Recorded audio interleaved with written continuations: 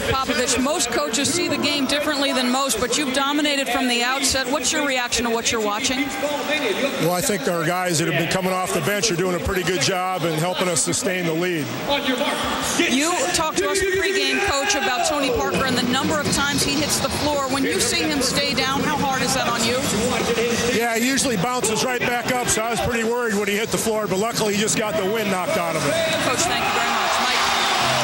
He's been in the second half is 17. Largest lead, 25.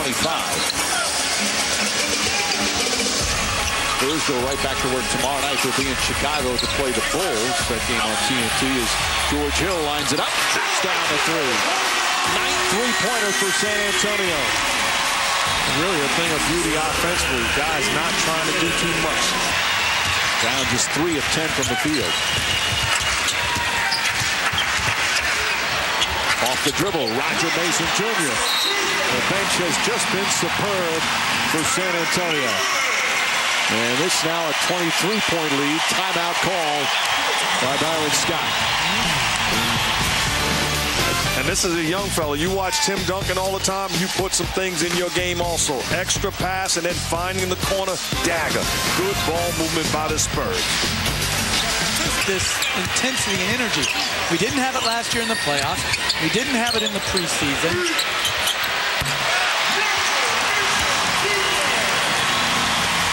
I'm Byron Scott. I know it's one game, but I'm worried. This has not happened. You know, and that keep fighting. How about start fighting? And the rookie Blair does it again. 6 for 6 from the field. Not a bad NBA debut. I think it's going to start a controversy with who should start, Blair or Duncan. Because 6'6", trying to guard true size, one-on-one in the post defensively, as Finley knocks it in. One of the hardest things to do is to rate a player who puts up big numbers on bad teams. As Mason Jr. hits it again. They've hit 9 of 11 here in the fourth to get within 16, the closest they've been in the second half. As we're midway through the fourth. Shot clock down to 5. Bonner, nice pass, Blair. Count it and a foul. They played good defense for 22 of the 24 seconds.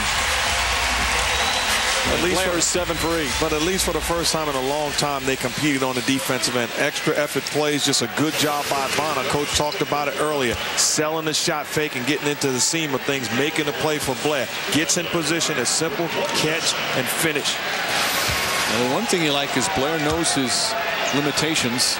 He makes sure every shot is point-blank range. He's got a great smile. He's a gentleman. But when he's on the floor, there is that chip. A very competitive chip. Ginobili. Oh, pretty move from Ginobili. How about the move by Ginobili? Take him to the streets. The crossover with just the left hand inside out and then changes direction. Stop on a dime. Finishes on the opposite side of the rim. Spectacular move by Ginobili. He's playing horse by himself.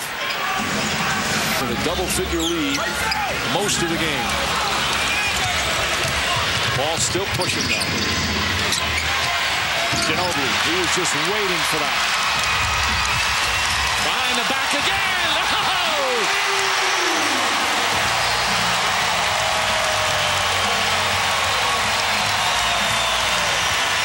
The flare of Manu Ginobili.